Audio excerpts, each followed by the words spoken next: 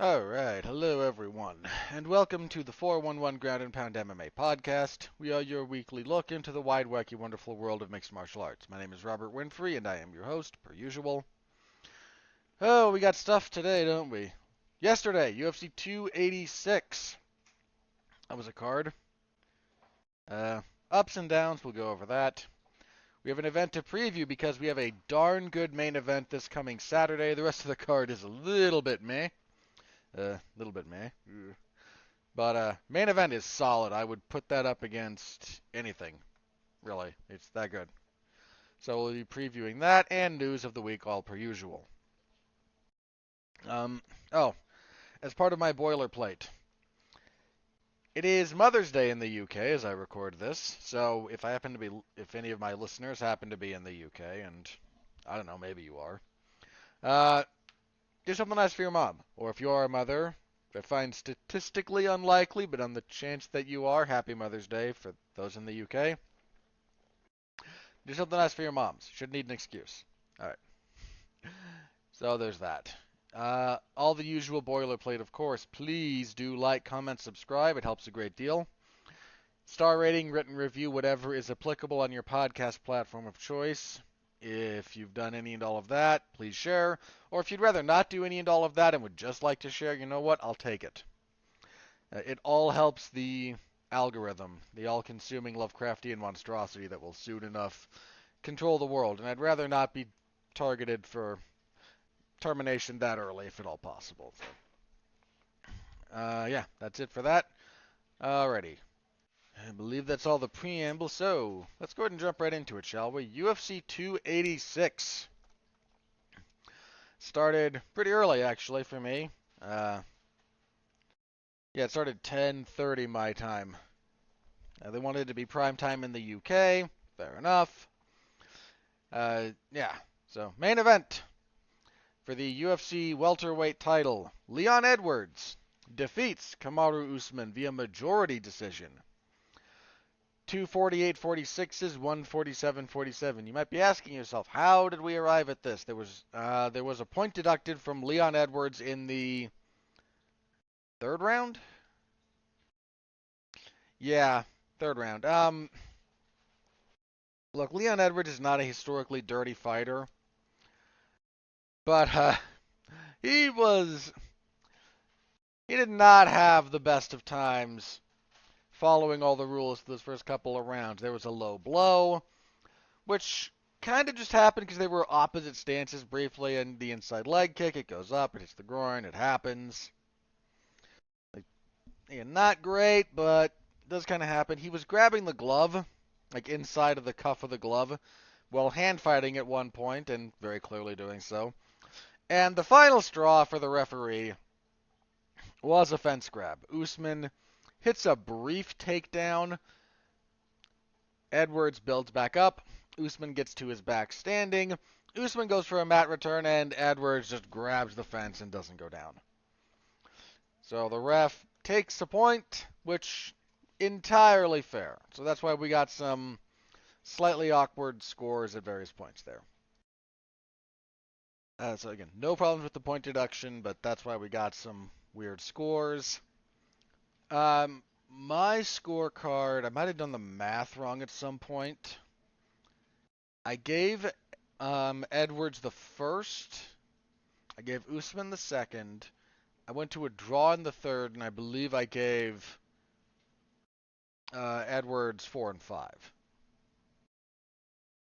So that's where my scorecard was. Officially, let me double check the official scorecards here. I want to make sure because I saw these earlier, I want to make sure I get it right here. So we had for judges Ben Cartledge, Chris Lee, and David Lethaby. That was fine. How did most places have it? There were only 2 places that scored it for Usman, and this is MMA decision, so it's take it for what it's worth. Most were either a draw or Edwards, more Edwards than draw. Though, again, a draw is not out of the question here. if you gave Usman the third, that would become 10-8. So all he needs to do is win one other round, and then. Um, so officially, taking a look at Cartilage here. Cartilage gave Edwards 1, 2, and 5, with 3 being a draw. Perfectly acceptable. Lee went all. Lee gave Edwards 1, 2, 4, and 5, but gave Usman 3, so that became a 10-8. And then Letheby, who had the draw, gave Edwards 1, Usman 2 and 3, then Edwards 4 and 5. So these are all perfectly valid scores. Round 2, again, I gave it to Usman, could have gone to Edwards. Round 4, again, I gave to Edwards, could have gone to Usman. Round 1, like rounds 1 and 5, I think are the easiest. Like those are Edwards without all that much difficulty. How you scored round 3 in particular, again, that you could have gone either way on that one. So Edwards kind of, again, I don't want to say dodged a bullet here with the point deduction, because at worst it was going to be a draw, and he still retains the title. But him being a little bit wild in that early bit, in that respect, like that could have cost him. It could have cost him big. But how did the fight itself play out?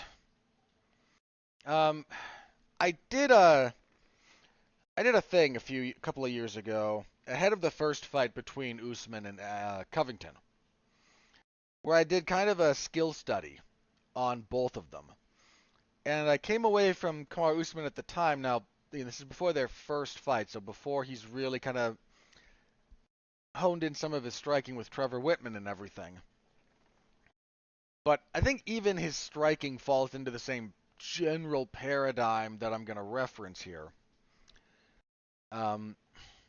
Usman succeeds when he is the one controlling the fight. And I don't just mean they're fighting on his terms, I mean he controls it. Sometimes that's controlling the striking, whether that's distance, timing, whatever. Sometimes that's physical control in the clinch. Sometimes that's controlling whether or not he wants to be at distance or, again, tied up on the mat. But he has to be the one that dictates things. When he's not dictating things, that's when stuff goes sideways for him. And that hasn't happened very often, but it has happened. And this fight in particular, I think the most impressive thing about what Leon Edwards did, and I'll talk about how in a minute or two, but on a bigger picture thing, Leon Edwards took away everything that makes Kamaru Usman great. Kamaru Usman's a great fighter. He is no worse than the second best welterweight the UFC has ever seen. That's kind of where I had him. He had this ridiculous winning streak. He had these title defenses. For a while, he was kind of a boring fighter, and he adjusted, became more of a threat. He's again a great fighter. So when I say Edwards took away all that stuff, that's not easy. But there's a handful of things that Edwards did that really diminished Kamaru Usman. And it's a really impressive performance when you start looking at it. Some of the big things. So, okay. Here's maybe the biggest thing. Kamaru Usman, throughout the entire 25 minutes of this fight, is credited with a whopping 5 minutes and 3 seconds of control time. That's it. He was 4 of 15 on takedowns. Now, that's worse than usual, but Usman's takedown accuracy is, I'd say it's never been great, because that's really not what I mean. It's never been the end of the world if he gets stuffed, because his accuracy was usually pretty high. 4 of 15, like being right around the 25% mark, that's low. And how they kind of mark what counts as a takedown attempt and what doesn't is a little bit wonky. Like it's not always clear to me that some of the stuff they're categorizing as a takedown attempt should qualify, but I mean we'll talk about the co-main event later, but prior to this fight they had credited Justin Gaethje with one takedown attempt, and it wasn't. Like I think they counted it from the Eddie Alvarez fight, and that was just no. He got hurt and dropped, and he was reaching for the legs. Like, yeah, that's a takedown attempt. Not really. So they don't they don't differentiate between genuine takedown attempts and takedown attempts that are designed to serve a secondary purpose. Sometimes you fake it to set up a punch. That's a real takedown attempt. Sometimes you're not really shooting it. You're just trying to make contact and then come up in the clinch, which is perfectly valid. And so, again, like, it doesn't quite tell the full story, but 4 of 15 for Usman is relatively low. Uh, Usman attempted a lot of strikes, but his accuracy was way down. He's usually a fairly accurate striker. He was way down in this one. He landed total strikes, mind you, 113 of 232. Like below 50% is low for him. He's usually better about shot selection, distance, getting you against the fence, and kind of laying him in. Didn't have that many on the ground. Again, there was almost none. Almost none of this fight was on the ground. Almost none. But his control time was again shot. Uh, so again, what makes Usman really good? He's good about pressuring you. It's not crazy pressure. Again, it's not the nutty, all out, all the time action pressure, but he is in your face. And he pushes you to the fence, and that's where he does his best work. Usman's best work is done against the fence. Now whether that's you shelling up and him throwing punches at you, or or him getting to the clinch and taking you down, or just in the clinch in general for control and wear down purposes, like whatever it happens to be. You against the fence is really where he shines. And that had been a problem for Edwards, not just against Usman, but kind of in general for a long time in his career. It's not just footwork. There's some like minutia to footwork that kind of gets lumped in general with footwork. It's really like in boxing, it's ringcraft. So I suppose you could call it cagecraft, but for the sake of ease, ringcraft. He was not always great about his positioning within the cage and being aware of that. And so, again, people lump that in with footwork because it's how you move. And, well, again, it kind of, but it's a very, very broad category that isn't always helpful. When you say, so how's my footwork? Well, what do you mean? Are you bringing your feet together before you step out? Are you crossing your feet as you're circling? Are you always out of range? Are you entering range with your feet? Or is it this, your positioning around the ring, the knowledge about where you are relative to the cage wall, et cetera, stuff like that. So it's a very broad category. So when you say, his footwork wasn't great, well, there's a handful of things about Edwards' footwork that did need refinement. The big one was positioning within the cage. And he fixed that. It's not that he never gets there in this fight. He never stays there. Watch their second fight. He is constantly getting pushed into the fence. And Usman is able to do work from there. Not here. Not here at all. Like, anytime he gets towards the fence, very good about angling off. Anytime Usman tries to clinch, dude, his clinch breaking in this. Not just the hand fighting to stop Usman from ever getting his hands together. That was very impressive too, by the way. But exiting the clinch in and of itself is a very important skill. Being able to constantly get out of the clinch of Kamaru Usman, who is as strong as an ox, like, that takes skill. He knew where he did not want to be. And he did everything he could to get out of those positions. Here's the big thing for me. If we look at Leon Edwards and we look at some of his targeting, Usman was mostly headhunting. Like 65% of the stuff he threw was to the head, 27 body, 6% leg. That's kind of normal for him. He'll go to the body when he's got you against the fence, you kind of shell up. He'll dig some body shots, or if you're in the clinch, he's pretty good about finding them. But generally, he's a headhunter. Is what it is. Edwards is very interesting, actually, for this fight. Only 28% of his total strikes went to the head. He actually targeted the head the least of anything. 30% to the body, 41% to the leg. Edwards landed like 50 leg kicks in this fight. That was a weapon that he hadn't been able to use in either of their previous meetings. Either for fear of being taken down or just always being on the back foot. It's hard to kick while you're moving backwards. Not impossible, but it's really hard. It's why even if you're a counter striker and you like to kick, you like to be a pressure counter fighter instead of a retreating counter fighter. It's really hard. So he finally got to use some of those, and he caused Usman problems. Usman came out southpaw, which was an interesting look for him.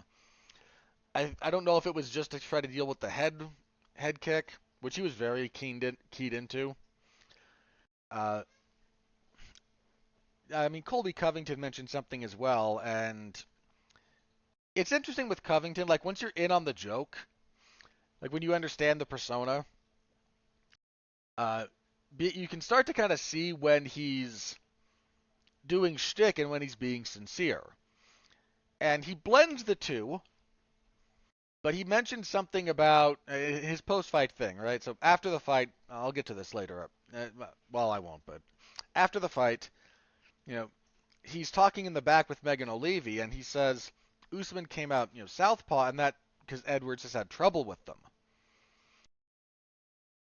And I think there's some truth to that. Again, Edwards adjusted to how Usman was fighting southpaw with some leg kicks, and he was landing those a lot. Once Usman kind of went more orthodox, he still threw a lot of leg kicks. Some of those were side kicks to the knee, some of them were oblique kicks. It's just a really good tool for keeping someone like Usman at the distance you want to keep him at.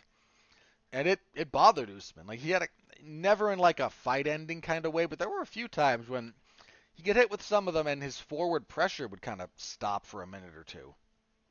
Like I wouldn't be surprised if his leg's a little jacked up. The body work from Usman was pretty good. He was landing some nice body kicks. This was just a really exceptional example of neutralizing everything your opponent does. Edwards didn't throw as much. Edwards' total strikes, he threw 164. Again, Usman threw 232. But Edwards landed more. He landed 123. Again, like the percentage, your accuracy percentage here. Usman's hitting at 42%, so he's missing more than he's hitting. Edwards is landing at 74%. Like if you're landing 3 out of every 4 punches you throw or kicks or whatever, that's real good. Like you're doing a lot of stuff right there.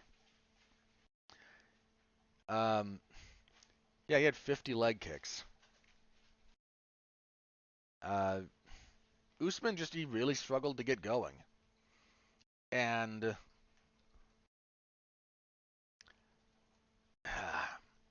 I'm not quite sure what to make of it.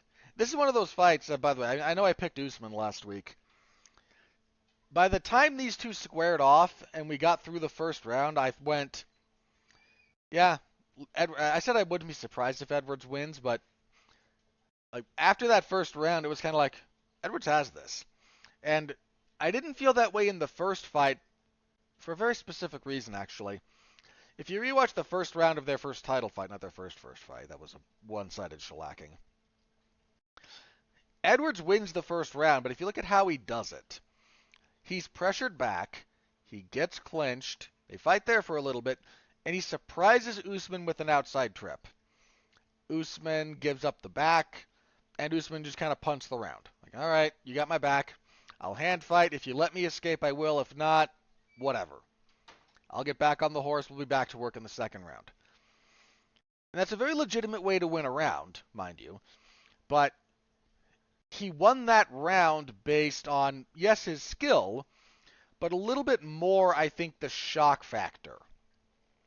There's a couple of things that you can get away with, and I don't mean get away with like, oh, you're breaking the rules or anything, but I'll give you a couple of examples. If you watch grappling exchanges, especially in MMA, the first time you Granby roll, it'll work. Almost every time. Like the percentage, the success percentage on the first Granby roll you attempt is, I would imagine, around 90% or higher. First one works. That second one, not so much. Third, fourth, there's very diminishing returns on that one. I think, and it's because you're not quite expecting it. Once you know it's coming, well, it stops working. Superman punches are kind of the same way. Like the first time you throw it, you might surprise somebody, but after that, it doesn't quite maintain its efficacy. I'm not saying that the outside trip Leon Edwards hit is a goofy, gimmicky technique. It's very fundamentally sound. But I guarantee Usman was not expecting it, and that's on Usman. Because Edwards never hits it again. And I think that's why. I think, he surprised him, which is valid, and speaks to the skill of Edwards, because it wasn't random, but it wasn't really repeatable. And the fight kind of got back to the way it had been going. First round here, everything about Leon's success is very deliberate. And is very well schooled, is very well thought out. He wins that first round not based on skillful opportunism, let's call it, which is, again, not an insult, that's valid, but based on the careful, specific application of deliberate study and game planning. Again, look at everything that makes Usman good. Great. And look at how Edwards took all of it away. All of it. Usman landed a couple of good punches. I think the second round he landed a pretty decent right hand. But he couldn't sustain it. He couldn't get control. He could never dictate the striking terms. He could never really corral Edwards. He couldn't punish him for the kicks reliably. He couldn't get him down. He couldn't keep him down. He couldn't keep him pinned on the fence. And if he can't do any of that, and bear in mind, we're already talking like a relatively layered game plan, right? Like I'm not talking about, oh no, if he can't get, it's not like I'm going to reference a fighter here and I'm not trying to throw him under the bus. But this isn't a Damian Maia thing. Well, if Damian Maia can't force you to grapple with him, he can't win, which is kind of true. Like, this isn't, oh no, Usman can't get a takedown, therefore he can't win. That's not Usman's game. Might have been for a time, not anymore. Usman's game at this point is layered. But if you break it down to a handful of fundamental things, if he can't get you against the fence consistently, his striking suffers because it's not as good in open space. Not saying bad, not as good. If he can't pressure into you, that means he can't corral you. That means he can't clinch you safely. And so between the leg kicks and circling of Edwards that kept Usman at a distance he wasn't really comfortable and kept them in the geography of the cage in places that were good for Edwards, or at least not good for Usman. Couple that with his excellent hand fighting and clinch breaking and his wall walking, and you've kind of neutered most of Usman's game. Now you still have to find your own offense and everything, and he did, but like, look at this fight if you want to know how to beat Kamaru Usman. Look at what you have to take away from him. Uh, this is like, again, the head kick that Edwards landed in the second round was not a fluke. He had trained for that. He had drilled for that. It just took a while to find the opening he was looking for. And again, not an accident, but a definite aberration given how the fight was going. This fight, the opposite of that. The absolute opposite. Edwards won pretty much everything in this fight. Because again, the careful application of a well thought out, well established game plan to just take away everything that Usman does.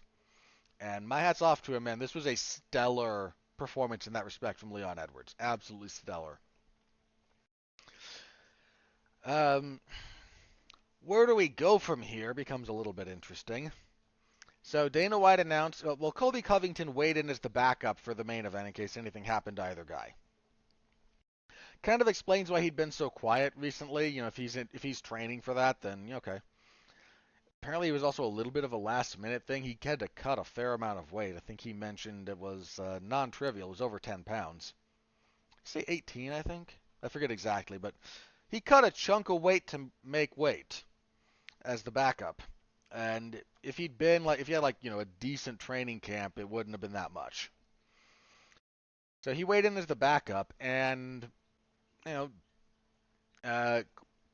Edwards was asked about him in his post-fight interview, and he dismissed him. Said, the guy hasn't fought in a year. I'd rather wait and see what happens in Miami, referencing the upcoming fight between Jorge Masvidal and Gilbert Burns. He just, no, you won one fight. You beat Masvidal however long ago. Again, about a year and a half. I have to double check specifically, but it doesn't matter. And he said, no, we have other deserving contenders, and I think that's more pressing. And fair enough. But even as champion, you don't get a lot of say in this kind of stuff. And Dana White said, yeah, Colby Covington's next. Now, that's a bit of an odd one, isn't it? He would not be my choice under the circumstances. Now, you can go a few different ways. First of all, in a couple of weeks, we're getting Burns and Masvidal. You could look, if Burns wins, I'd be fine with that. You're going to tell me you don't want to watch Gilbert Burns and Leon Edwards? That'd be great. If Masvidal wins, big if, and I actually don't like his chances, but if, he and Edwards have history. If you'll recall, if you'll recall, they have history. So there's that. You've got, I would argue, if you want to talk purely like who's won the most, who deserved the title shot, it's Bilal Muhammad.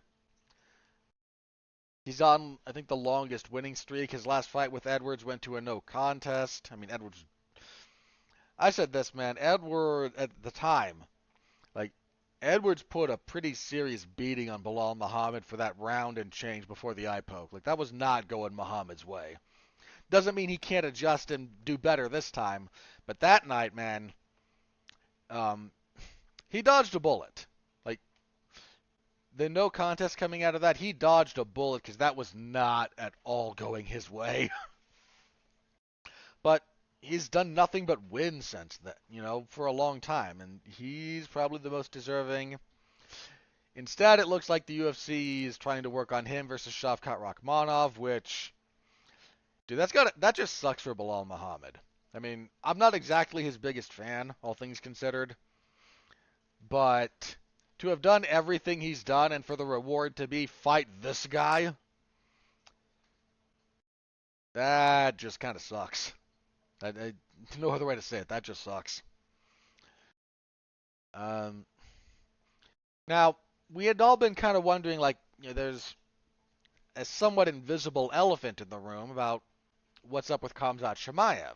Because if he's still at welterweight, he's a factor. Again, for whatever Dana's word is worth on this issue, your individual mileage will vary.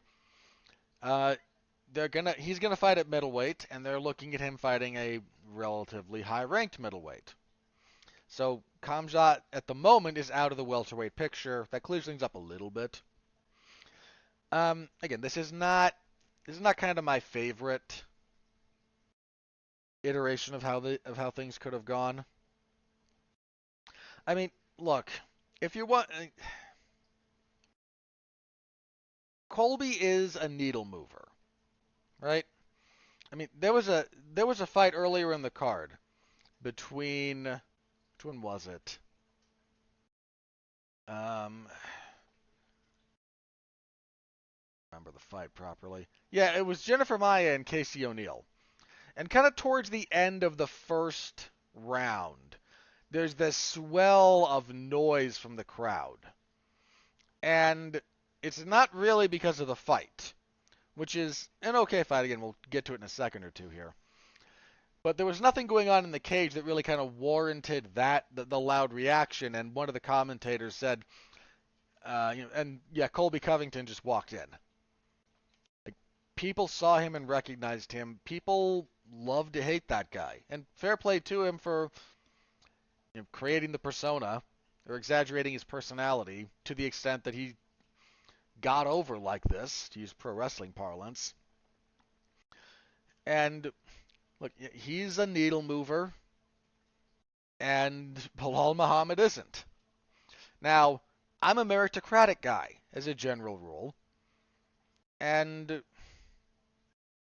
I would rather see Muhammad get the title shot. I think he's earned it, and there are worse things in the world than this, but one of the worst things is if you do everything right to earn something and it is arbitrarily taken away from you.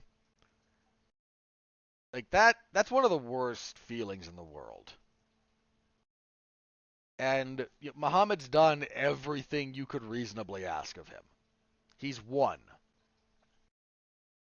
He's done nothing but win. Like, it should be him.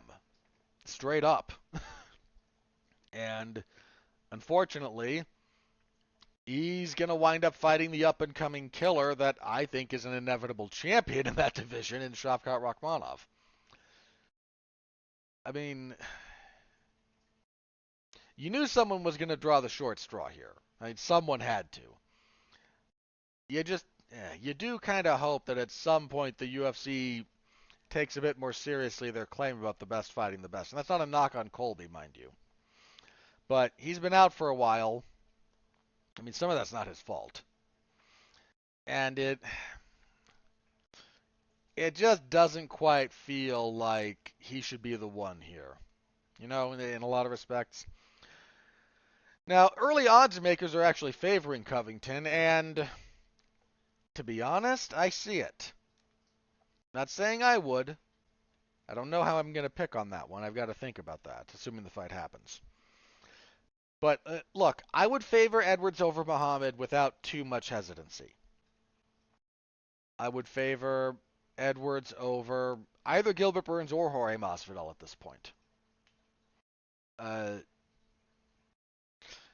I would. He's that good. He is the deserving champion.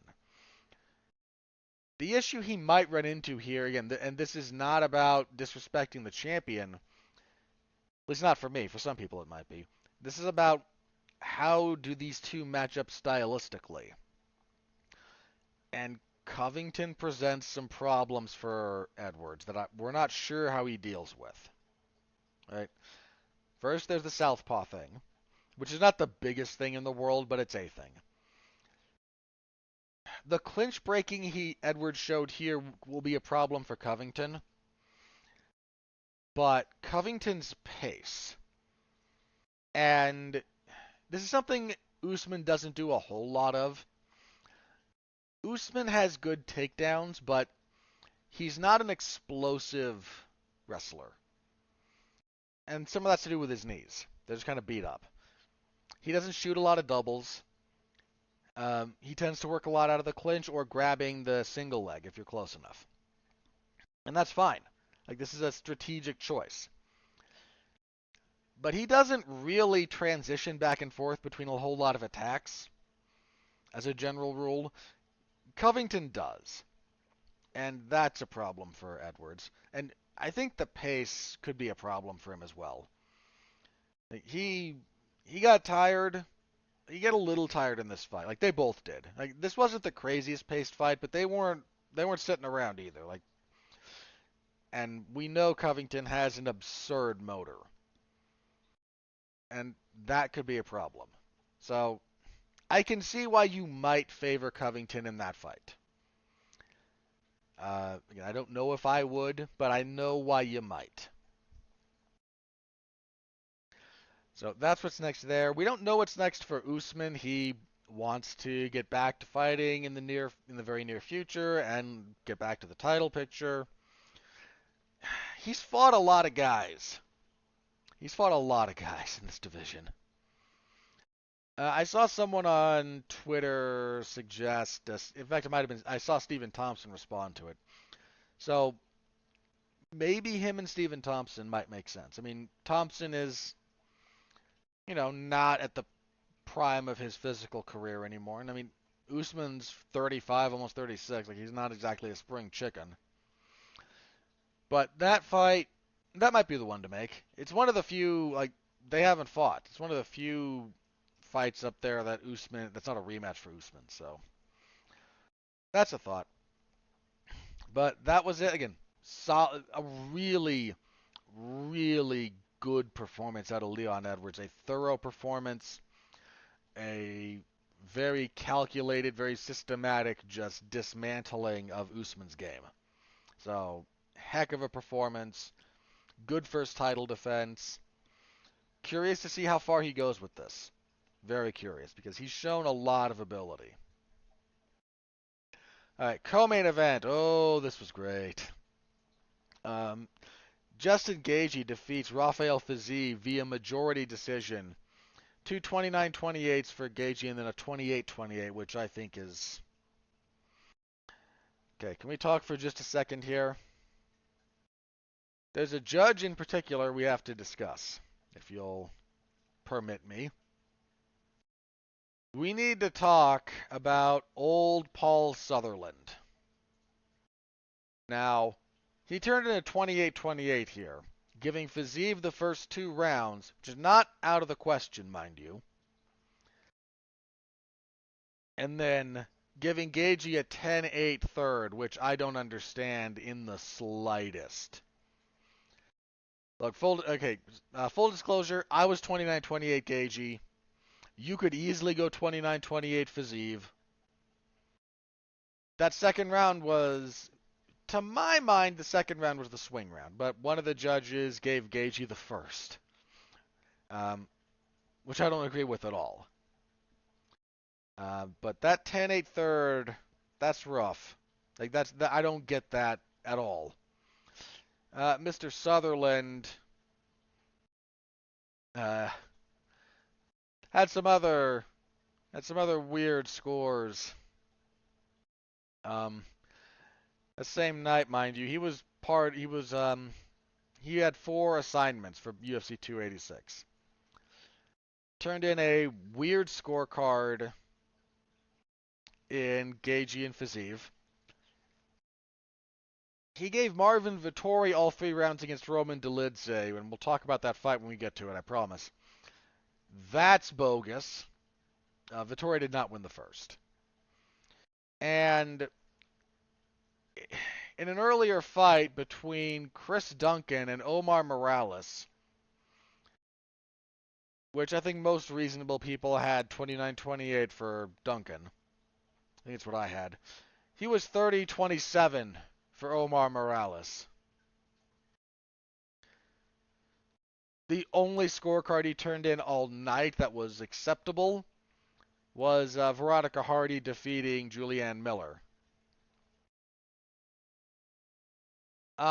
Somebody needs to make sure this guy's on his meds. Like, this is ridiculous.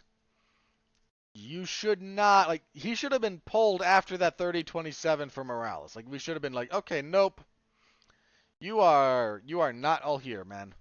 This is no good. Um, just just terrible scores from him all night, pretty much. Like, just terrible. So with that out of the way, this fight ruled. I picked Fiziev here last week, and I'm not mad at myself for picking this one wrong. But by the time we got into the third round, I knew I was going to be wrong.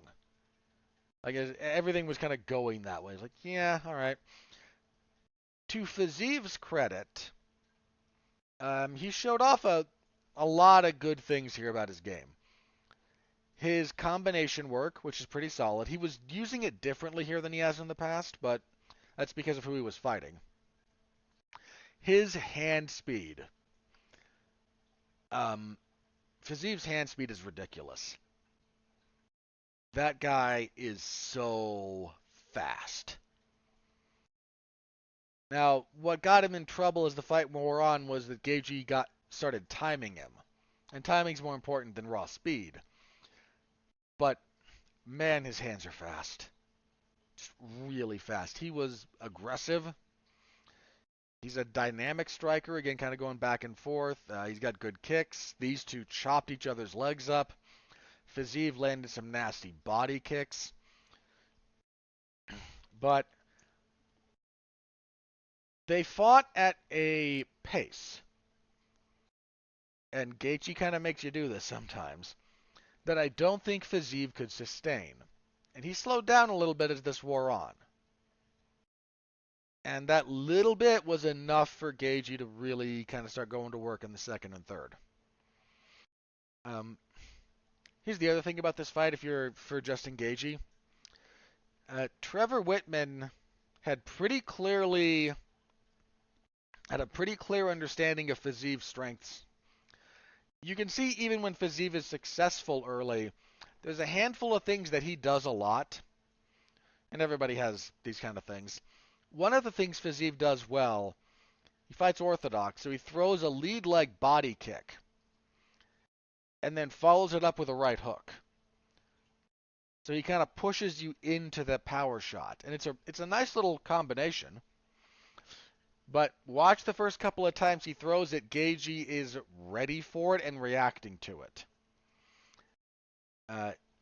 He was very dialed in on Fiziev's tendencies.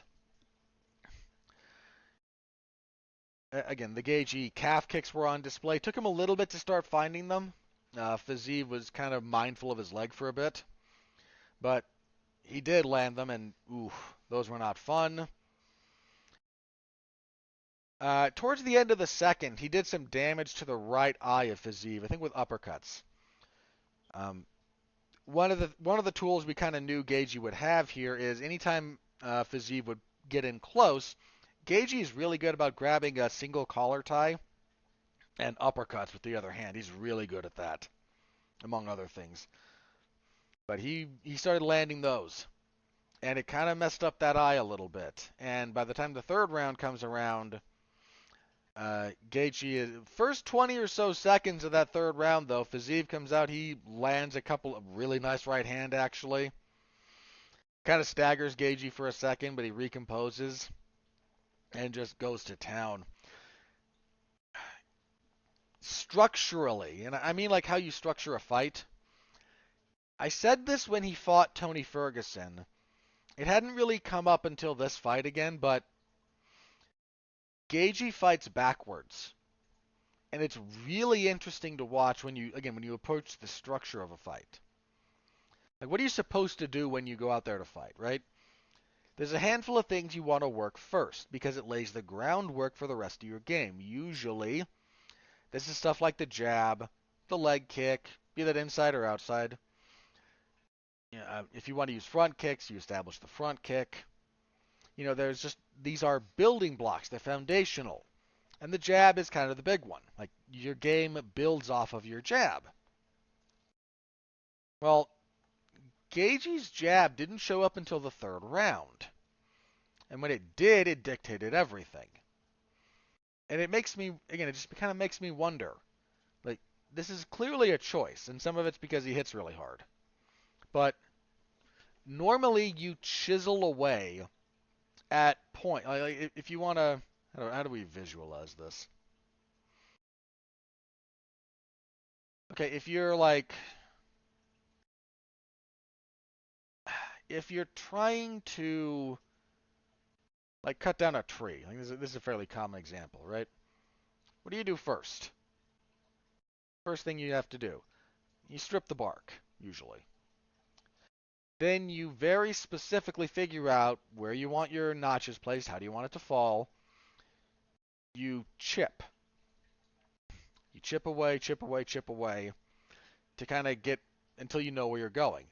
Then you start bringing the heavier blows.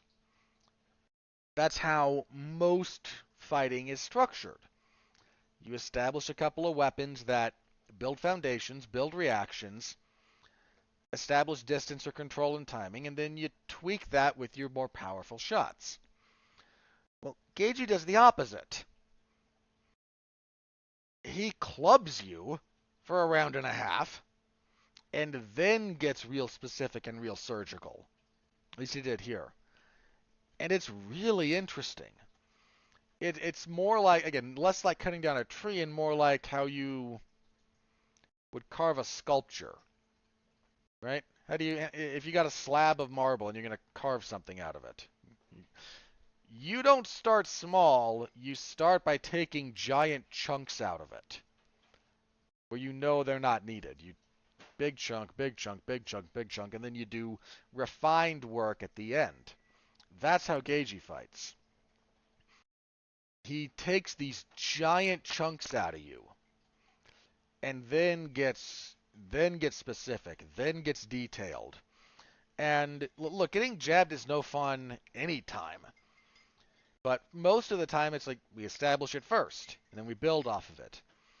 It must be disorienting in a way that's very difficult to fathom to have that go the other way. To already be beat up and hurt. And I don't mean like almost finished hurt, but just you're beat up. You've been hit, your constitution's been tested, your lungs are sucking, your legs beat up, and you've been hit by this maniac. And then, when you're used to these powerful shots, this lancing jab just starts spearing you in the face over and over and over again. I mean, what finished Tony Ferguson? It wasn't one of the haymakers, and he landed those. He cracked him with rights and left hooks, or occasionally shifting left overhands, depending on their positioning. Gaethje hit Tony with those over and over and over again. What finally did it was a couple of nice jabs there was too much damage accumulated. Like maybe another way to look at it is like this. If you're trying to overload a structure, most fighters start with smaller stuff and then drop in heavier loads afterwards, right? You start looking for you approach say you're trying to like break a bridge. I mean, this is a stupid analogy, but go with me here. You find a couple of points that here's where we can overload it, and you find this one. Okay, we drop some stuff here, little stuff. Find a few points, and then heavier stuff, heavier stuff, heavier stuff, heavier stuff, heavier stuff, and you hope the bridge breaks. And Gaethje's again the opposite. He starts with the heavy stuff, like all right, let's just dump boulders onto this thing. And afterwards, when the dust settles, oh, cracks. Here, here, and here. Then he precisely goes to finish the job. Again, it's backwards from how most fighting is done. But it's really interesting because it works.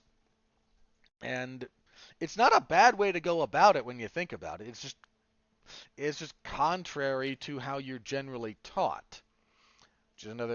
Which is again why most rules in fighting are not actually rules.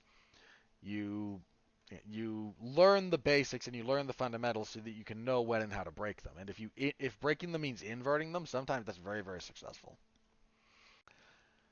Um, yeah, again, I mentioned the hand speed of Fiziev, which was nuts. Something interesting about Gagey struck me here. It's not just his timing, which is a little bit awkward. Like he takes like half beats of pause before he counterattacks. Clearly doesn't want to get caught in like 50-50 exchanges. But while Gagey doesn't have necessarily the hand speed of Fiziev, I don't know. I noticed this about him this time around. Fiziev's punches were like fast start to finish. Gagey's punches don't always start fast, but he accelerates them with it incredibly quickly. And I think that's honestly why he caught a lot of people. You expect things to happen at a certain timing, a certain pacing. And Gagey will like wait half a second. It's less than half a second, but I'm using a second for the sake of conversation. Waits like half a second longer than most people do to throw a counter. Then it starts at a slower speed before violently accelerating through to the end of it, the individual punch. Not all the time, but some of his counters, in particular that chopping right hand he does, I really noticed it this time. Starts a little slower, just starts a hair slower, and it throws the other guy off just enough that when it comes through, and it comes through very, very hard, because again, it accelerates insanely fast. Uh, Interesting little wrinkle I noticed there this time around. This was your fight of the night, easily. All right, really good. Fiziev hung in there in some really important ways. Like I think this will wind up being a growth experience for him. He never went down. I don't think he ever got knocked down. Um, so I think I stopped myself after the second round. The third round of this, again, Fiziev good first, like 30 seconds. After that, those uppercuts from Gagey start landing more and more, and that right eye of Fiziev gets really messed up, and that jab is just skewering him.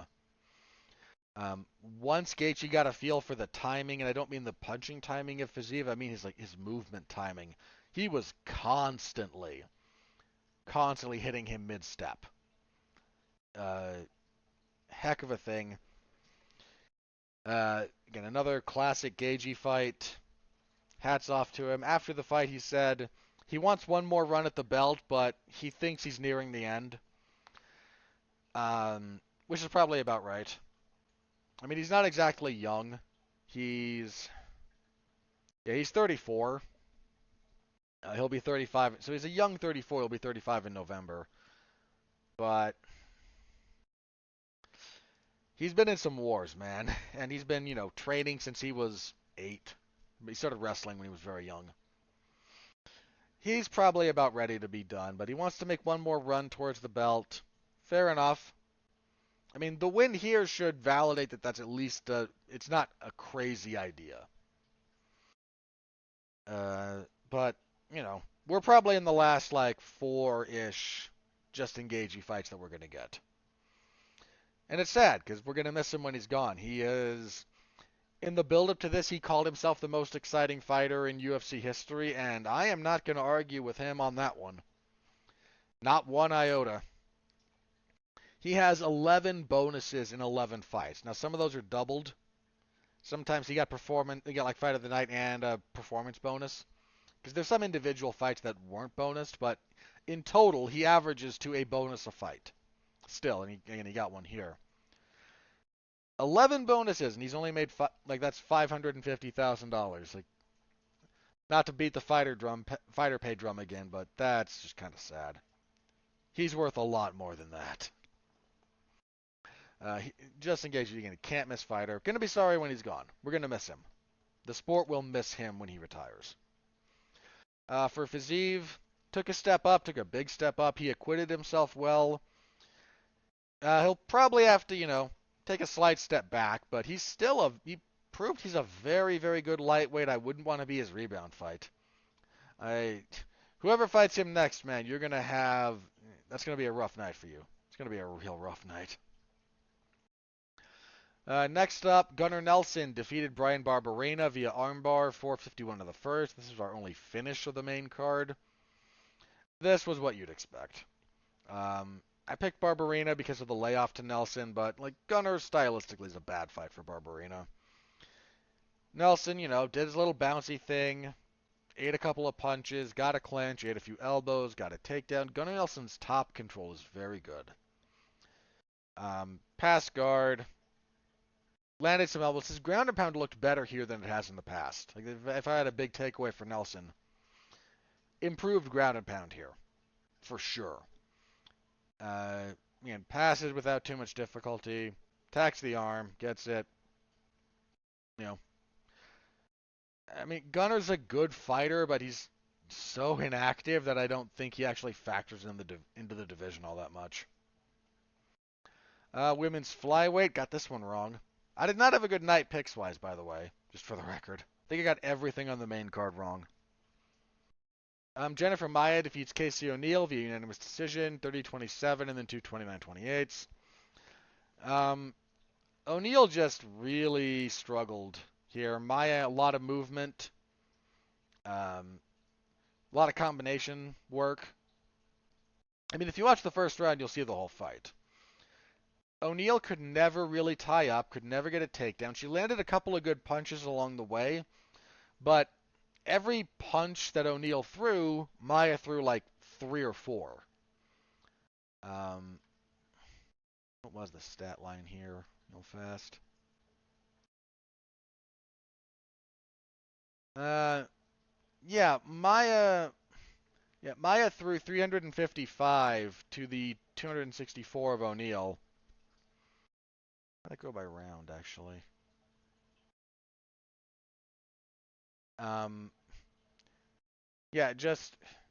Maia just a little bit better. Better movement, better combination work, just not a whole lot to talk about here. I mentioned this in the preview, actually. This does feel kind of like the fight that maybe, O'Neill, the young, talented, up-and-coming fighter, takes a step up and winds up biting off a little bit more than they're ready to chew. That's how that's played out. Similar sentiment. Middleweight, Marvin Vettori defeated Roman Dolidze via unanimous decision, 2 29-28 and a ridiculous 30-27. Dolidze had the first round. Okay, let's be very clear about that. Vettori, he's with a different camp. He was with King's MMA for a while. I believe he fights out of Extreme Couture now, or at least with Dewey Cooper, who occasionally moonlights there. Let's see if that's listed actually, where he fights out of. Extreme Couture. He looked good. He actually looked very solid here. Better cage craft, nasty leg kicks. He got caught a couple of times in the first by Dolidze, Dolidze was Terminator mode here. Just walking forward, swinging big power. And commentary mentioned it, one of the few salient points Daniel Cormier made. Just for the record, brief aside. Commentary last night, not great. Not great. Not the best night at the office for either Michael Bisping or Daniel Cormier. That's a pairing that's worked better in the past. Here, not so much. There was one earlier fight where they were talking about, I think it was Luana Carolina, coming back to this arena to fight because her last fight was in this arena and she got violently knocked out by Molly McCann. And that brief discussion, about the psychological impact of a violent knockout like that led Daniel Cormier to go, I can't go to Anaheim because I lost my titles there more than once. Because that was where, what was that, the second fight with John, let me look this up, because I think it was the second fight with John Jones, and I want to say the second fight with Stipe were both in Anaheim. Look this up real fast. Yeah, the Stipe fight, UFC 254, and then, the second fight with John when he got stopped. was also in Anaheim. So he said, like, I can't go to Disneyland because it's in Anaheim, and I have such bad memories of there. And this led Michael Bisping to go, yeah, I hate Disneyland, which he said, and his logic being, well, and he told this story, well, I live close enough that I hear the fireworks they set off every night, and it scares my dog half to death, and so I can't deal with it. And, like, buddy, this is a broadcast. This is a professional broadcast. You ain't just you're not just shooting the breeze here. This is the kind of stuff that when people say you guys are just podcasting and not broadcasting, that they mean. So and Cormier had some other. Cormier had some. Bisping had another thing where I couldn't remember one of the fighters' names. Just really struggled with that. Cormier had some rough spots. Um, just not the best night for those two. Just not the best night. Anyway, point there being one of the points that Cormier made was if you're Roman Dolidze, you start fighting guys at the top level. They're good enough, and there's a few intangibles that they don't react the way lower ranked fighters do. I remember what it was that Cormier said that annoyed me. There was a tweet that was shown. It was from Teddy Atlas before the main event, because Atlas expressed the sentiment on Twitter that the old-time boxing trainers used to say that just winning the title makes you 30% better. Which is, again, that's an old-school boxing sentiment. And John Anik then, because this is on the screen, so he acknowledges it and then says, so is that true? And Cormier says, man, if Leon Edwards is 30% better, that's a rough night for Usman. Doesn't actually answer the question. I don't know if he misheard or whatnot, but Bisping actually does answer it and goes, sometimes it's just the confidence. You have the validation and the belief in yourself that you are the champion of the world, and that can boost your performance in ways that are not replicable without it, which is the actual sentiment in play. But, just, again, not a great night. But he's mentioned, Cormier, that Dolidze was hitting Marvin Vettori with some of the shots that would make other fighters panic or drop. And you can't rely on some of those same things and same reactions at this level, and that's very true. If your plan is to knock out Marvin Vettori, I got bad news for you. This guy fought 8 rounds with Israel Adesanya. I don't think he ever got dropped. I don't think he ever got seriously hurt. Might have been hurt once or twice, but not seriously hurt. He fought 5 rounds with Paulo Costa and never went down. Fought 5 rounds with Robert Whittaker and never got dropped.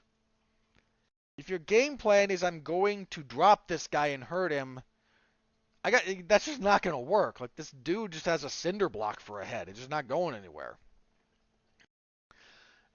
Again, really, this was a more mature performance out of Vettori. Smart movement, smart weapon choice. Kept finding openings in the defense of Dolidze, and again, second and third round, it really comes alive. So good performance from him, good win. Solid there. So that was your main card. Again, some ups and downs. Top 2 fights absolutely delivered. As for the rest of this card, this 15-fight card, you ought to know how I feel about that. Jack Shore defeats Makwan Amirkhani via rear naked choke, 4:27 of the second. This was Shore coming up from bantamweight. Apparently the weight cuts were getting too much for him, and hey, fair play. Decent enough first round out of Amirkhani, but he gassed. And I'm going to quote Jack Slack here. Being a featherweight without cardio is roughly akin to being a heavyweight without punching power. Not wrong. Just Amirkhani fades badly. Shore beats him up in the second, gets him down, chokes him out. Solid performance for Shore to debut at featherweight. Lightweight Chris Duncan defeats Omar Morales via, I mentioned this already, split decision. 229-28 for Duncan. That was my scorecard. And then a 30-27 for Morales, which is crap. Here's the thing. Duncan didn't want to stand with Morales. He got hurt in the first. And again, Morales wins the first round. Second round, Duncan just starts forcing takedowns and clinch positions, and he doesn't do a whole lot with it. And so you might be tempted to say, well, then shouldn't any damage that Morales does, counteract that? Morales didn't do enough outside of those like if you want to make if you want to talk about how the scoring criteria is weighted, okay. You do, however, have to have done enough in the more heavily weighted criterias areas to then say I get to ignore the fact that I was controlled. Right? He didn't. Not a great fight. Lightweight. Ooh, this one. Yanel Ashmouz defeated Sam Patterson via brutal knockout. Punches 115 to the first. The size disparity here was pretty legit. Patterson was like 5 inches taller, I think. Just big. Ashmouz catches a body kick. Lands a right hand to the chest that more just off balances Patterson, and then crushes him with a left hook as he's falling down. I mean, he's on autopilot at this point, badly hurt. Ashmouz jumps into mount and just unloads with punches. Late stoppage here. Like, it's unfortunately late. At the same time, for a while, Patterson is actually still moving enough that makes you go, okay, he's still here, but again, I feel there's a degree to which if Mark Goddard, who was the ref, had jumped in earlier, there might have been people crying early stoppage. It just unfortunate. It's wound up being a little late. Knocks him out cold, does Ashmouz. And Patterson, man, he's trying to, like, referee stops the fight, like, gets Ashmouz stops, like, there's nothing dirty here. He goes over to celebrate, and, like, Mark Goddard is there kind of over Patterson, like, okay, stay down, you're okay. And Patterson's, like, trying to put in the De La Hiva hook. Like, he's slow motion grappling. He was so out of it, man. Like he kind of slowly gets to his feet, and they're trying, like, no, sit down, stay down. His coaches come over, and they're trying to explain, no, the fight's over. Like, he spent like 30 seconds thinking he was still on the fight, not arguing that the fight should still be going, thinking the fight was still going. Like, he was messed up. Okay, weird fight here. At flyweight, Muhammad Makayev defeats Jafael Filho via neck crank, 4:32 of the third. Makayev still, man, like, he's young, and I get that there's time to work these issues out. So when I point out these issues, this is not me going, he sucks. His ground and pound is still non-existent.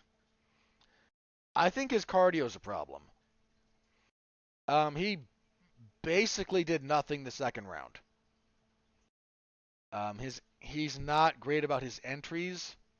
Like, there's a lot good about his game, but because what's good is so very good, the rest of it does stand out as being not good.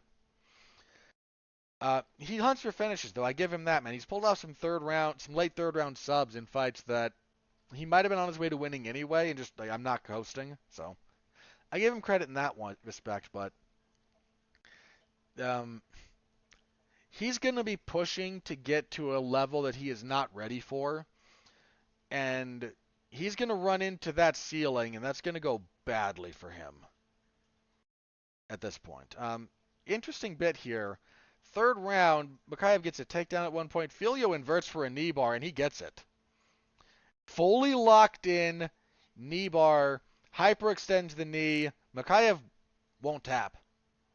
Never taps. Like, he's hurt. His, what was it? Left leg or his right? Look that up real fast. Left. Yeah, his left knee. There's pictures of it. You can see it. Like, the knee does not bend that way. He won't tap. Is able to escape. Gets on top. You can see how much pain he's in. And he's able to get the choke, get the crank late. And credit to him, man. Like, I'm not taking anything away from his toughness, but he got up limping badly. He might need surgery on that knee. Like, I'm not doing a bit here. Like, that might be wrecked. So, I don't know, man. He's still a very bright prospect, but I wonder. I get the feeling he's gonna have to come back down to earth the hard way before he'll start fixing some of these holes. And he is not unique in that sense. Not knocking him. Like, this is an observation. A lot of people have had that happen. A lot of people will have that happen to them. That is just a mentality. And sometimes that mentality, the mentality that leads to this, is necessary for your success. So, it kind of is what it is sometimes with some people. They are Icarus until they fly too close to the sun. And when they come back down to earth, it's violent, especially in combat sports. And then when you rebuild, sometimes the confidence never comes back. Most of the time, at least most of the observable time, it comes back and they take it as a learning lesson. And he's probably going to have at least one of those. That's just kind of the hunch I get at this point. So we'll wait to see, and we'll keep you updated if he needs surgery or whatnot. And my hunch is he does. Yeah. Further prelims, Lerone Murphy defeated Gabriel Santos via split decision, 29-28, 29-28. 29-28 either way is fine. Darn good fight, actually. Murphy looked pretty good, but Santos held his own. I think he just came out of the gate a little too hot, couldn't quite maintain his momentum. But Murphy, pretty viable. Murphy's a very viable featherweight, and Santos hung in there with him, so good little fight here. In fact, if not for Gaethje and Fiziev, this might have been my fight of the night. Middleweights, Christian Leroy Duncan defeated Dushko Todorovic via knee injury, 152 of the second. Duncan looked pretty good. Very physical guy.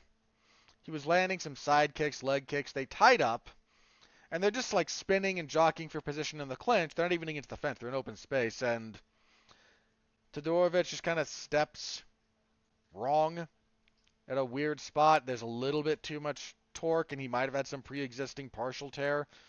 Something in his right knee just gives out.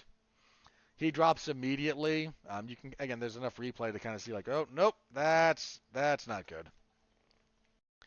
I imagine it's an ACL. It's usually what that is when you see the knee you see like a tense, a push too far and then a pop back. That's kind of the ACL thing. That's your knee gets too far, the ACL tears. You go a hair further because now it's torn, and then the other stuff overcompensates and kind of pulls things back into place. So hopefully Todorovic is able to get better.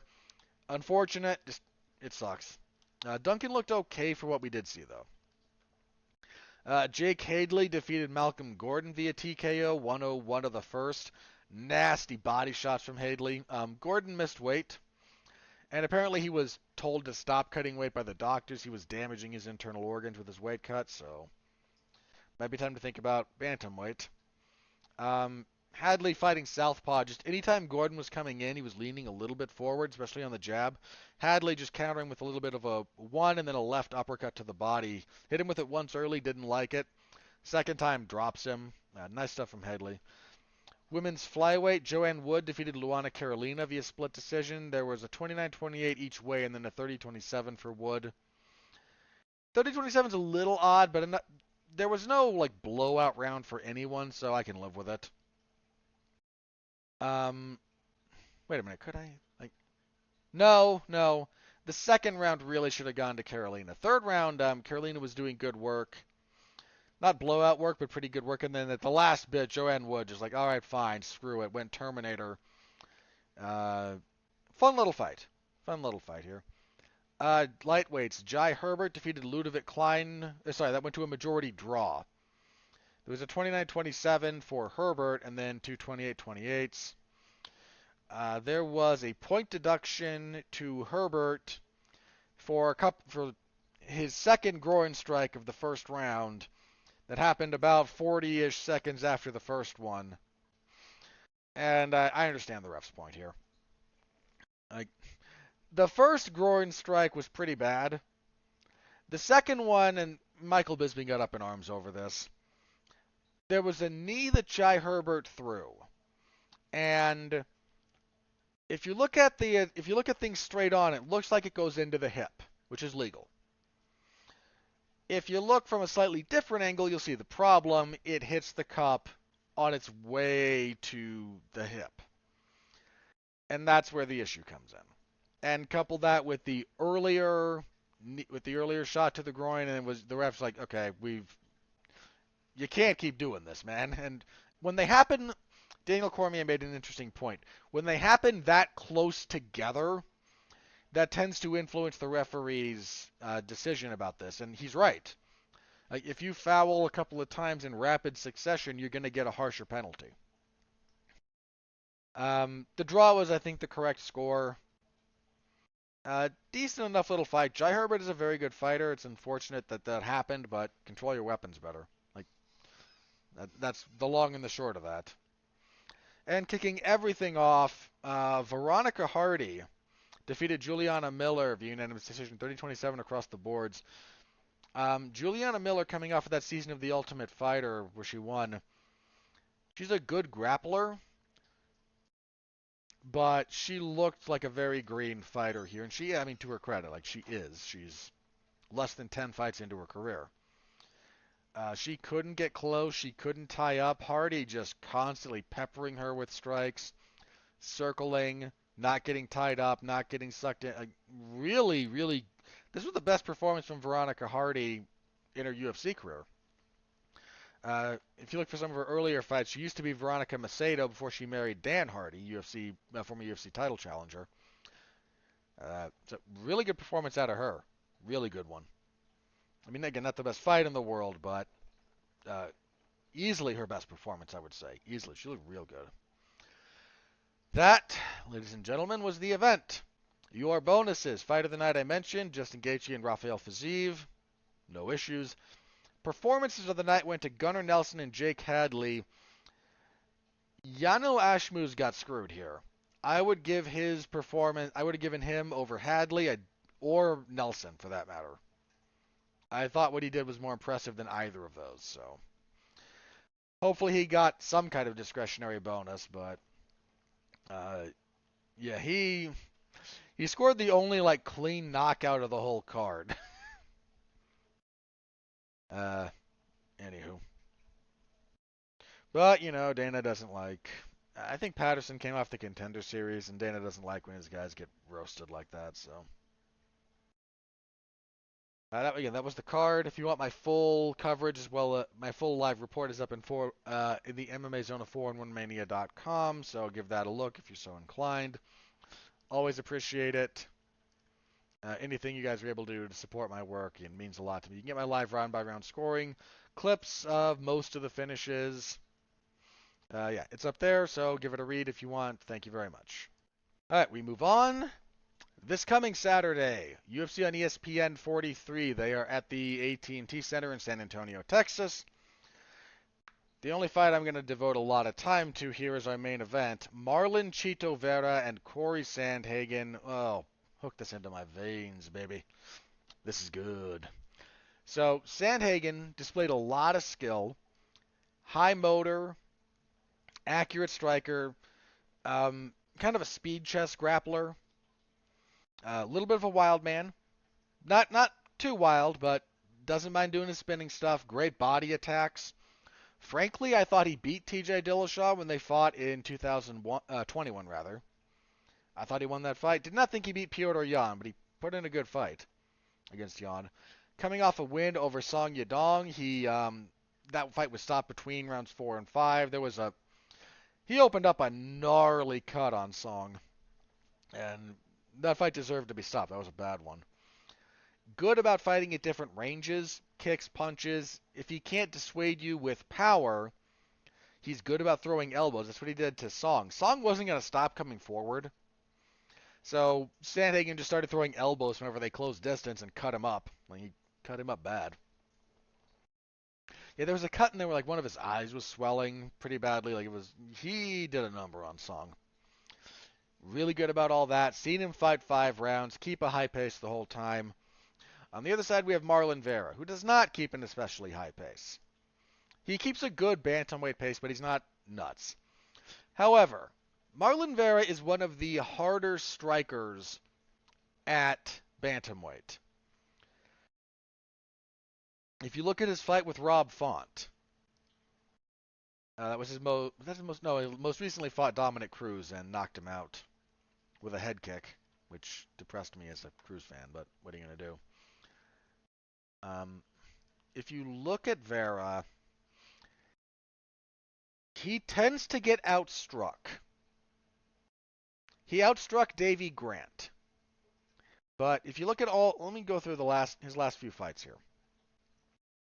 So he technically outstruck Jose Aldo. Okay, that's only significant. Aldo wound up out wrestling him and getting a lot of back control. He outstruck Sean O'Malley. Let's see. Okay, so he outstruck Davy Grant by a little over 20 strikes. He got outstruck by Frankie Edgar. Again, 88 for Vera, 94 for Edgar. Got outstruck by him. Didn't matter. He knocked him out with a front kick. But he got taken down. Like, Edgar had some moments in that fight. It was, in fact, he was winning. Was he winning? Might have been even going into the third. When Vera just, found his moment, his opportunity for violence. Against Rob Font. Rob Font landed throughout the course of their fight. Was 5-round. Rob Font landed 271 strikes. Vera only landed 159. Font landed over 100 more strikes. And there was never a doubt that Marlon Vera won that fight because he did more damage. He dropped Font, he hit harder. Against Dominic Cruz, he got outstruck by about 30 strikes. Cruz landed 92. But Vera, only on 61 strikes, got a couple of knockdowns and then the 4th round knockout. This is a guy who he gets outstruck, man. He falls behind numerically, but he finds violence. This is a man who is comfortable with violence. And that's a tough thing to deal with. This is a darn good fight. I expect Sandhagen to outwork him for big chunks of it. And I expect Vera to bring more firepower. The only real question is, does Vera find a finish, or does he lose a decision before he can find it?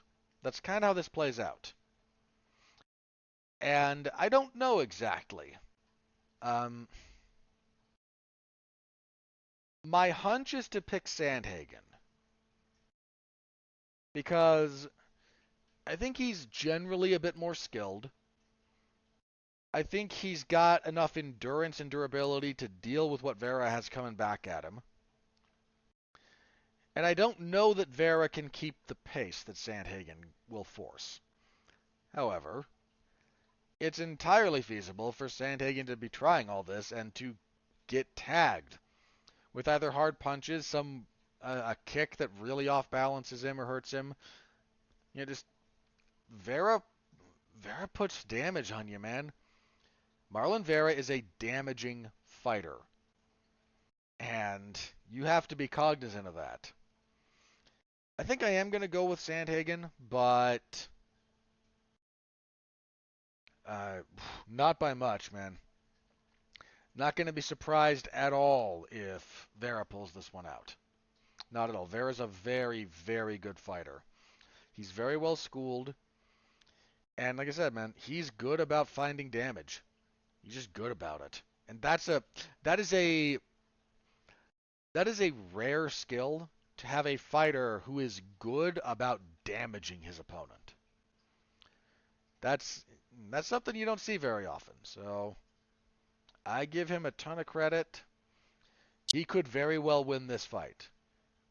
In fact, longer fights might favor him more because it's just more time for him to find opportunities to hurt you. So, very much looking forward to this main event. I am going to lean Sandhagen, but winner here definitely going to be in the title picture. definitely.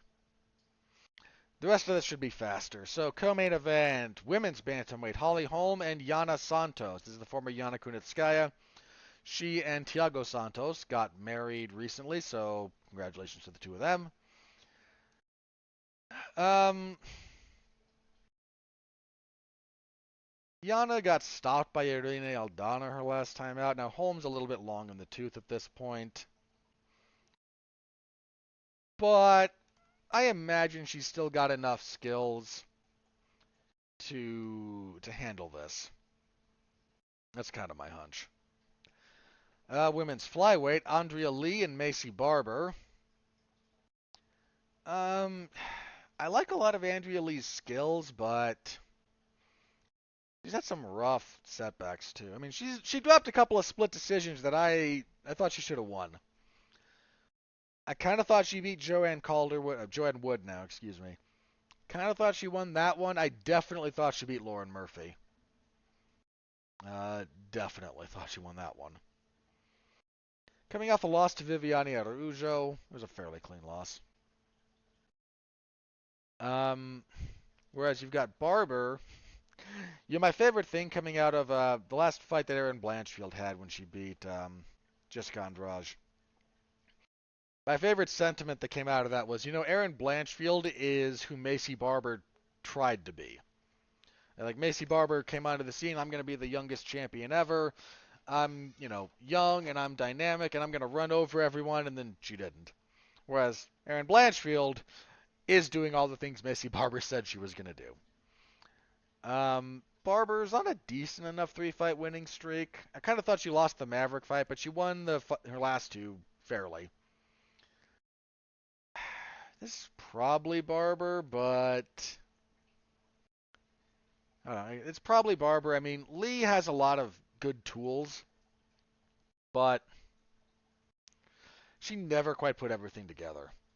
So I think I'll go with Barber, but I don't know. Middleweight, Chidi Njokuani and Albert Duraev. Double check Duraev here real fast. Because Chidi is coming off of that loss to RoboCop, Gregory Rodriguez. That was a pretty crazy fight. Wait, is that fight still on? Sorry, there's another fight listed here for the main card. I want to make sure it's okay. Yeah, that might just be a weirdness on. Never mind. So Duraev is what, 15-4, 1-1 in the UFC. Coming off that loss to Joaquin Buckley. Oh yeah, his eye got swollen completely shut. They were in a pretty decent fight, but yeah, that eye was shut. This feels a little bit like a bounce back for Njokuani, who might have some cardio issues, but boy does he have firepower. He's got serious firepower. So probably go with Njokuani there. I think the flyweight fight between Alex Perez and Manel Kopp will be on the main card. I would certainly hope it's on the main card anyway. Perez, he's on a rough streak actually. He lost a title shot in 2020 to Davison Figueiredo. Then didn't fight again until July of 2022 when he got submitted by Alexandre Pantoja. That's not exactly an active schedule you're keeping, buddy.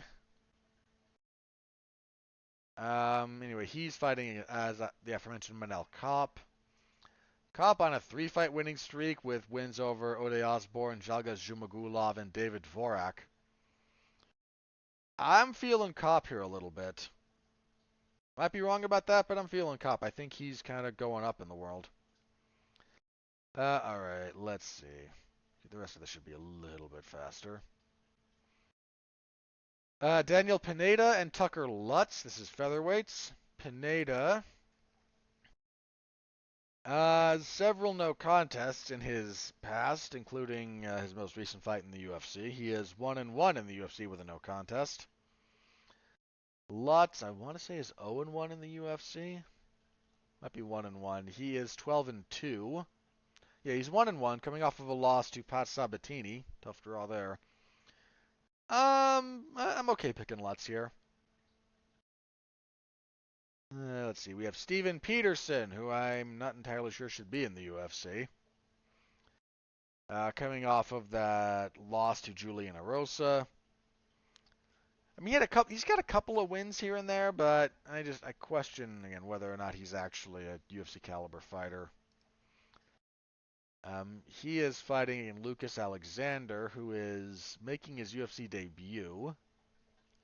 Nope, lost his UFC debut last year to Joe Anderson Brito. I don't know. I don't think I picked Steven Peterson to win most fights. I guess I'll go with Alexander, but I wouldn't bet on it. I would not bet on this fight. See, Trevin Giles and Preston Parsons. These are welterweights. Mr. Giles. Has he done? Used to be middleweight. He's 1-1 since dropping to welterweight, coming off a win over Louis Cosi, who is just not that good. We got beat by Michael Morales before that. It was actually Dracus du Plessis who knocked him out of middleweight. Parsons. Let's have a look at you, sir. 10-3, 1-1 in the UFC. Beat Evan Elder, lost to Daniel Rodriguez. Had a pretty good winning streak going before that.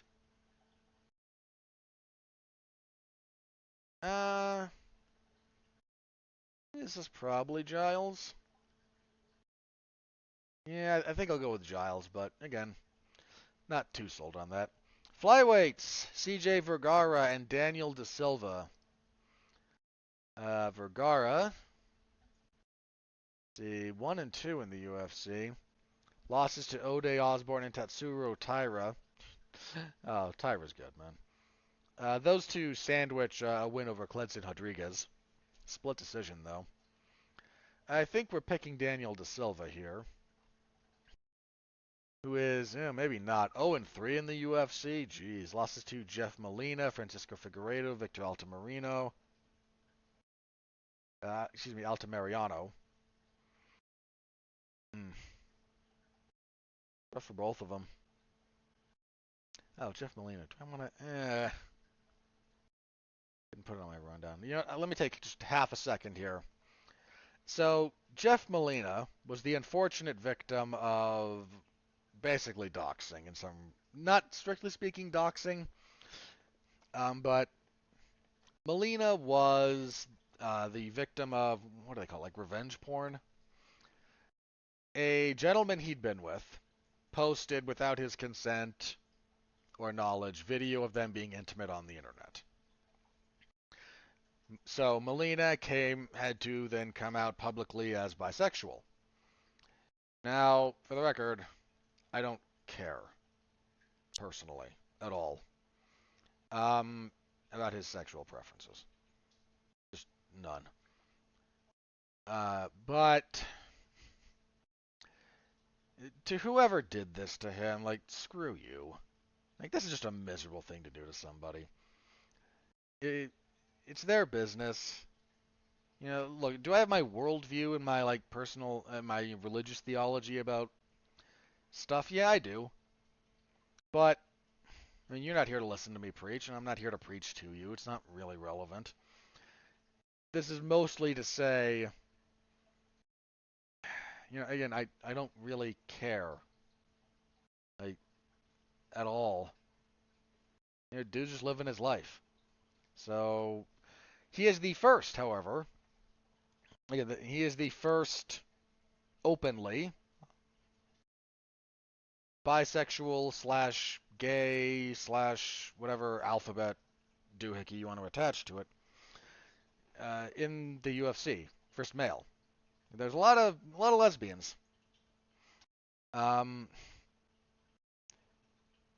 So let me start by saying I hope nothing that I'm about to describe happens to him. But because I know the world, there's no reason this should affect anything. He's a good flyweight, rising contender. That should be the long and the short of it. It's not going to be. It should be, but it won't. But I think it was Angela Hill who I saw, like, you know, as many who said like as many gay women as we have, you'd think this wouldn't be an issue, but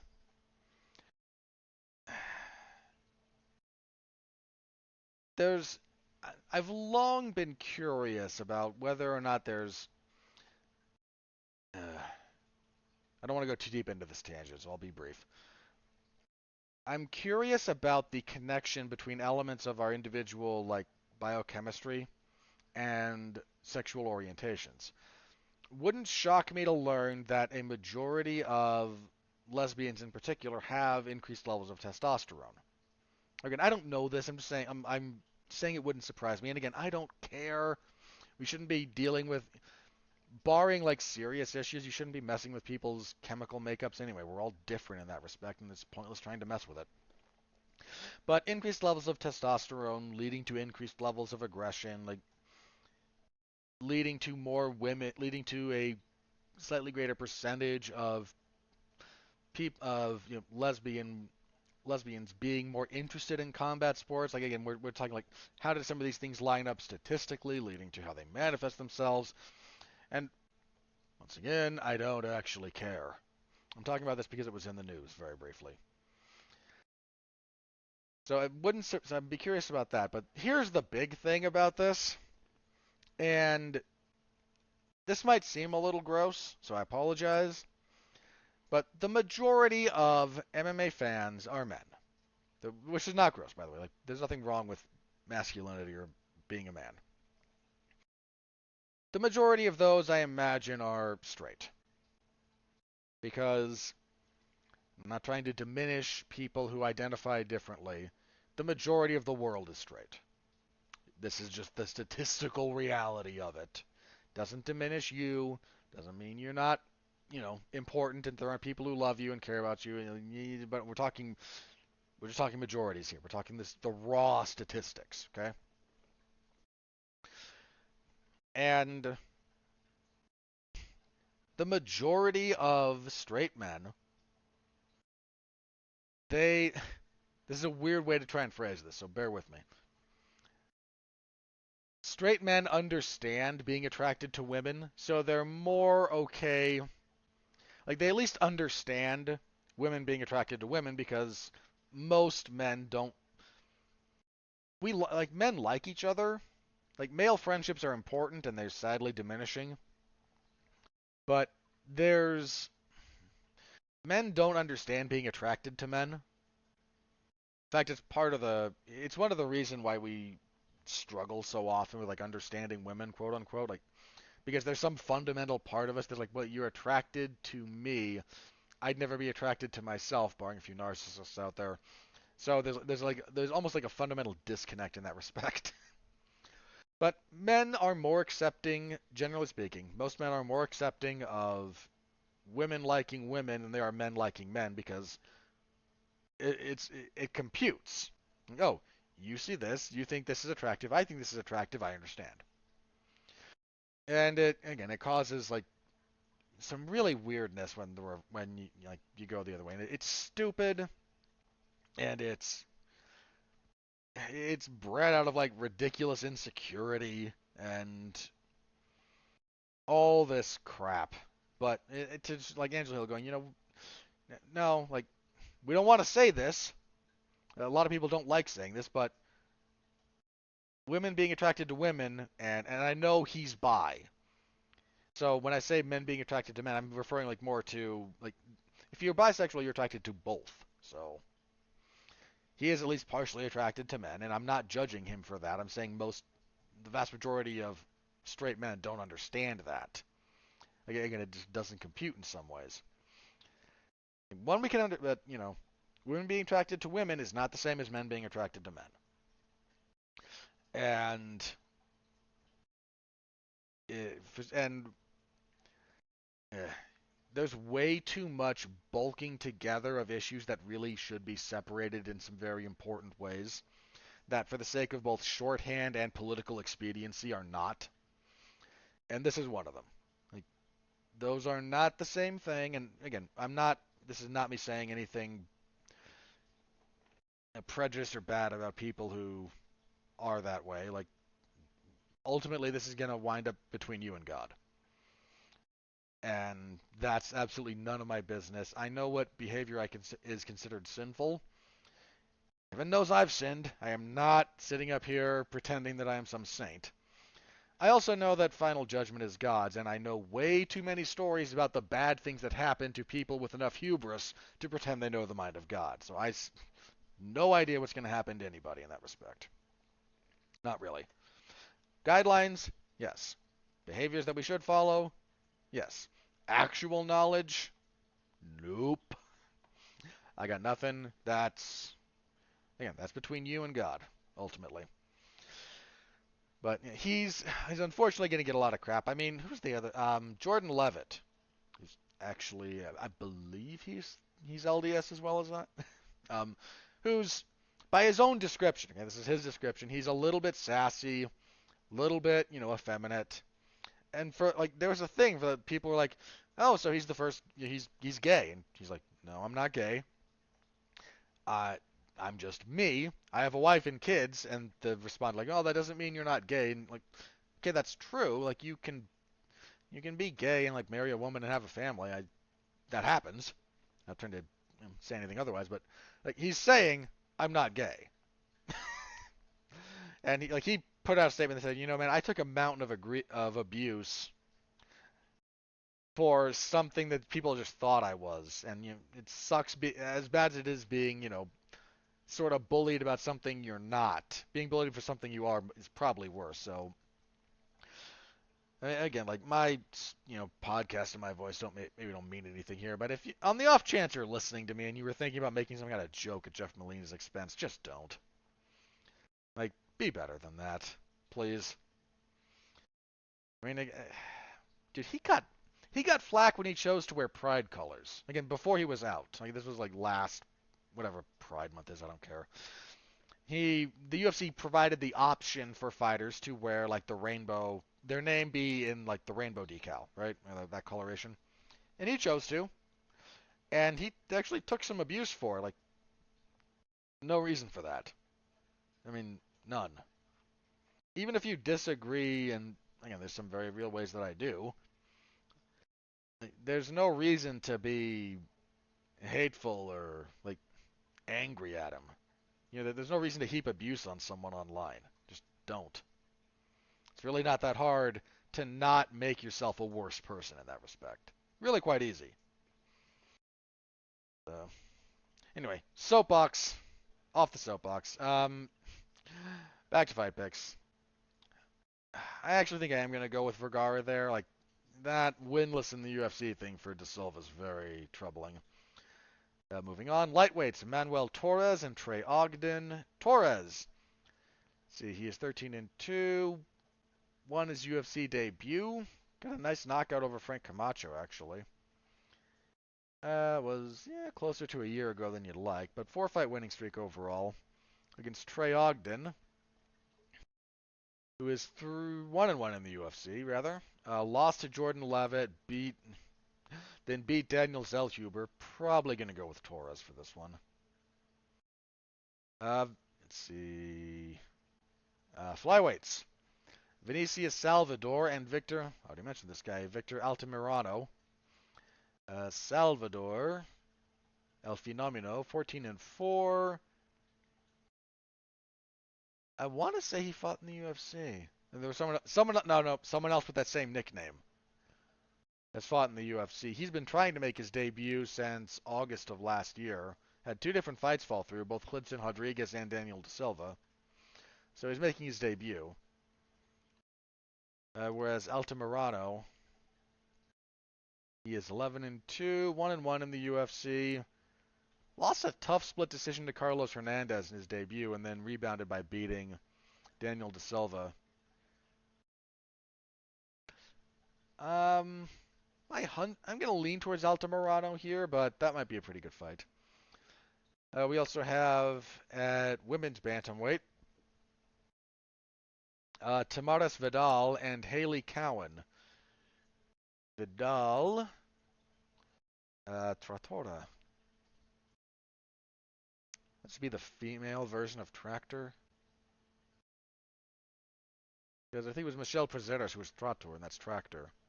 Some probably like female tractor. Whatever, gendered languages. Which is weird because like English is non-gendered, but like if you look at a bunch of the Romance languages, I don't know. Sorry, this is a stupid tangent that if I were editing this, I would cut out. But it's a thing in like French and Spanish, whether or not certain words carry some of those connotations. I mean, there's a thing in like, isn't there a thing in France whether or not something becomes la or le, like la whatever to mean the or le whatever to mean the, like they try to keep balance on it or something. Anyway, Vidal won her UFC debut. She beat Ramona Pascual November of last year. She is on a 6-fight overall winning streak, whereas Cowan is 7-2. I think she lost her UFC debut, didn't she? No, she won a Contender Series fight. She was supposed to fight Eileen Perez. That was it. Like I knew her name from somewhere. She was to fight earlier in this year, and that got canceled. I don't know actually. Probably. I think Vidal's a touch more proven, so I'll lean towards her. But Cowan might easily surprise people, so there's that. And I don't think this has a spot in the bout order yet, but Nate Landwehr and Austin Lingo are supposed to fight. Let's see, Landwehr, 2-fight winning streak, his first in his UFC career. Coming off that heck of a fight with David Onama, that was a darn good fight actually. And Austin Lingo is on a 2-fight winning streak. He's 2-1 in the UFC. I'm gonna lean towards Landwehr, assuming this fight goes through here. Might be moved to another card. This was supposed to be Landwehr and Alex Caceres. Caceres withdrew. Lingo steps in. Going with Landwehr. Yeah, that's the card as it currently stands. So Saturday, I will be covering it in the MMA Zone of 411mania.com. So please do stop by, say hello. I appreciate it. Alrighty. Let's move on. We're going to get through the news quick. So, Conor McGregor did an interview with Ariel Helwani and was asked about some of his future. Things were discussed, and among them was USADA, and he's still not in the USADA testing pool, and yada yada yada. He made some remarks. USADA responded publicly and said, no, our policy is the same. You have to have at least 2 clean tests and be in the pool for 6 months. There is an addendum that USADA tacked on, however, of course, the UFC reserves the right to. There are ways for the UFC to grant exceptions, which they're going to in this case. And Conor went on a mild Twitter rampage, which he quickly deleted, but not before it was seen and screenshotted and shared around. Look, man, no one cares. The UFC hired USADA to start doing this. In hindsight, this is very, very clear, mind you. Because they were worried about a steroid scandal affecting the sale price. Remember, USADA comes in when Zuffa still owns the UFC. They instituted this as a PR move. You have a little bit of PR insurance, and to prevent a negative like media scandal affecting what they were trying to sell the UFC for. And now we're all just saddled with it, and the only one who suffers is the fighters. I'm not going to be sad when USADA goes away. I'm not. I think their implementation has been shoddy. I think they've run over fighters. And here's the reality of most anti-doping, and the data bears this out. Here's the problem with the anti-doping argument.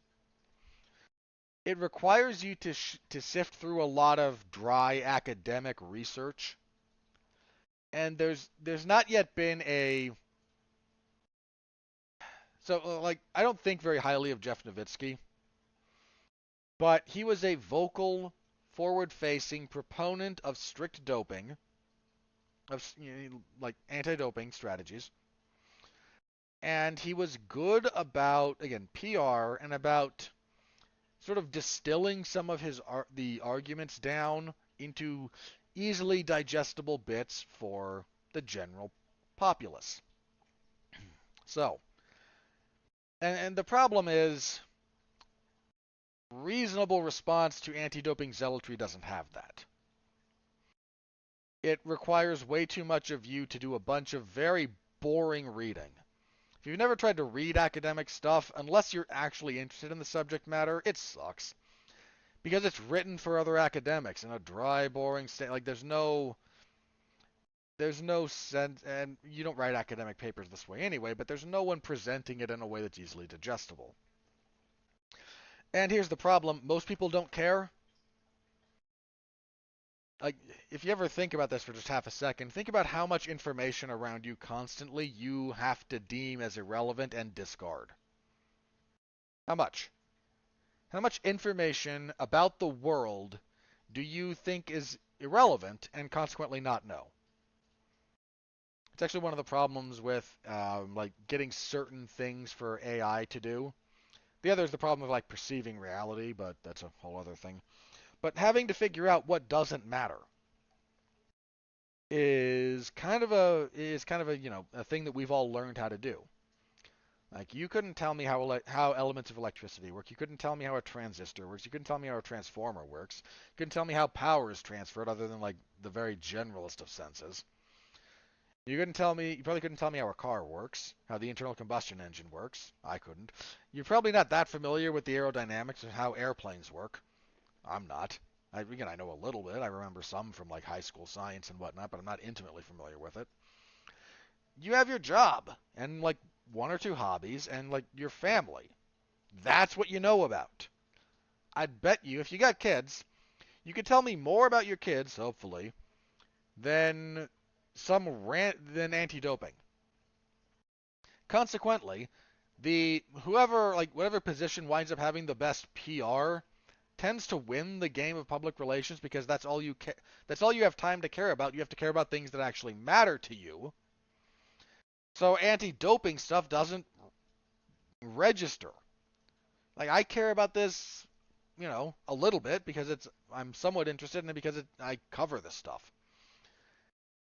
But, how many of you okay, here's one. Most of you might remember all of that there were a series of cyclists who dropped dead from strokes. Some of them in fairly close proximity, and the thought was, oh, EPO, blood doping, that's what's causing your problems. Because there's too much, and you get too many red blood cells, and then it clots into the smaller blood vessels, and strokes, and well, never. Okay, you might remember that story. You might. It was news. You remember that they disproved it? No, they did. None of those deaths, and bear in mind, Jeff Nowitzki is like still spouting this as evidence. Like, no, none of those were ever borne out. None of those had anything to do with. They've examined this stuff now, but no one's talking about it in a forward-facing manner that's easily digestible to the public. So you remember the sound bites from the other side. If somebody fails a drug test, you just think, "Oh, cheater," and move on, because that's all it is to you. Well, it's a lot more than that to the fighter. A lot more. So, again, if USADA goes away, I'm not going to shed any tears.